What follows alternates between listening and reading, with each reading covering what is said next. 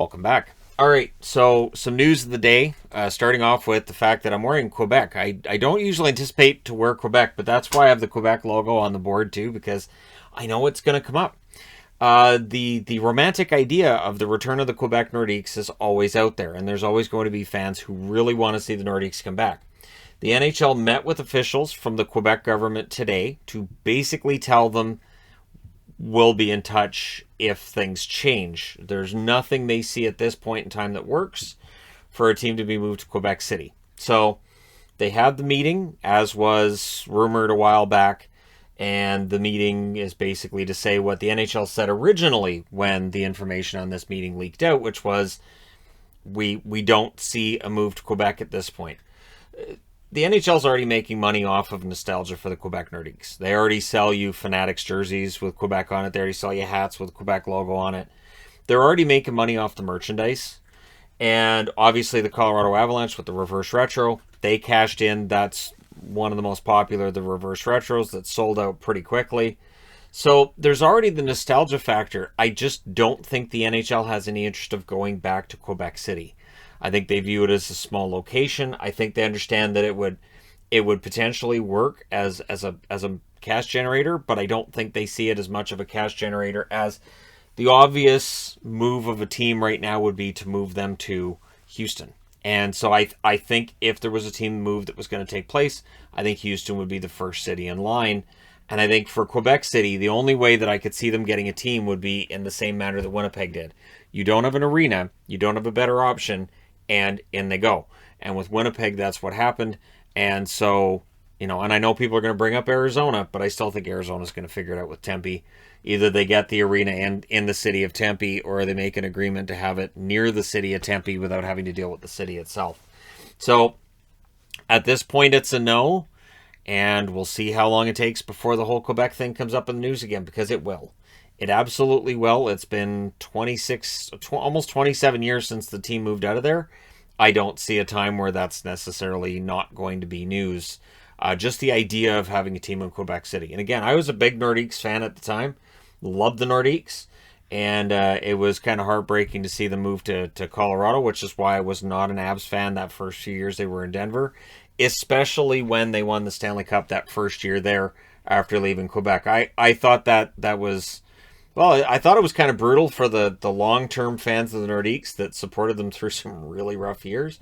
But at any rate, the Nordiques are not returning anytime soon, and that's where we're at with that. That's why I haven't done videos on relocation and stuff, because at this point, there just isn't anything. And again, people bring up Arizona, but the NHL's made it clear they want to keep the team in the state and find a solution in the state.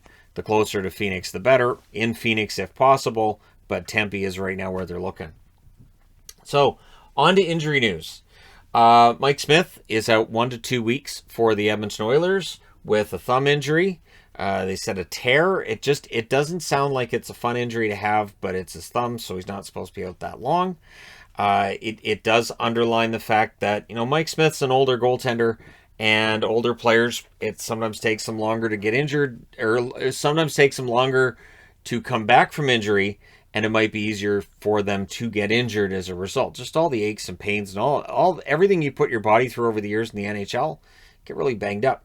So Smith's out 1 to 2 weeks, and it'll again bring up those questions about Edmonton's goaltending and what the plan is, because Koskinen, there's been discussions when it comes to Koskinen, so we'll see if those discussions change or if they stay the same, all that other wonderful stuff. Jason Zucker at practice for the Pittsburgh Penguins, though he is still week to week with a lower body injury, so he's getting closer, but he's still listed as week to week. So they just got Malkin back. Zucker's on his way back now as well. It's a matter of Pittsburgh keeping guys healthy as other guys are coming back, which has been a challenge in previous seasons. This year, though, we'll see if they're able to get everybody healthy at the same time. St. Louis news. Neal and Wallman are both looking to return tonight as they're off the protocol list. However, Tarasenko and Perunovic are still on the protocol list. So they're at home against Seattle, a team that's coming off of a loss last night. Maybe this helps Seattle. Maybe it doesn't. We'll see. But yeah, Tarasenko and Perunovic, that's two pretty big names there from St. Louis, in that Tarasenko is one of the best players they have, and Perunovic has been quite good since the call-up. So it does hurt them. Chris Wideman, as expected, suspended a single game for the headbutt on Howla last night. I think that's fine. I don't think there was anything more than that to it. I didn't see the vicious intent we've seen with headbutts in the past, so to me, one game is fine. And it's a game tonight against Chicago, so, you know, I think that Montreal will soldier through it, and Wideman will be back next game.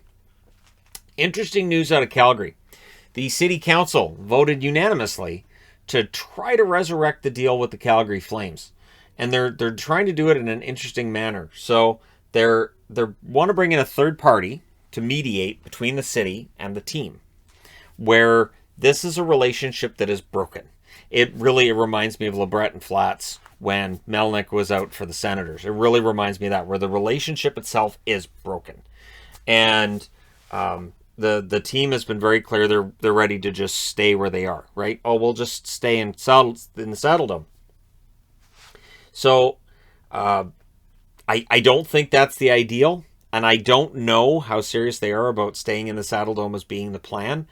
I take it more as, all right, if you guys are going to play that way, we'll just stay here, which is not a hard and firm, oh, we like it here, and we're going to stay. We're going to make it great. You guys are going to be so jealous of how awesome it looks. You're not going to be allowed in. I really think that this was more of a, all right, fine, we walk away. And so city council, is this them blinking? Is this an olive branch? It could be both. They want somebody to come in and mediate on the cost of a new building. Basically work between city council and the team to try to come up with some kind of an agreement on this and on who pays for what and how the budget's going to work. So we'll see if it gets resurrected. I think the Flames ideally would still like to have a new building.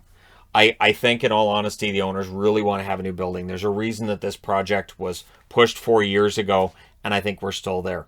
So we'll see. But let me know your thoughts in the comment section below as always. Don't forget to hit like and subscribe if you're browsing your way through. You just happened upon this video. Thank you guys so much for watching, for all your support. I will talk to you again soon.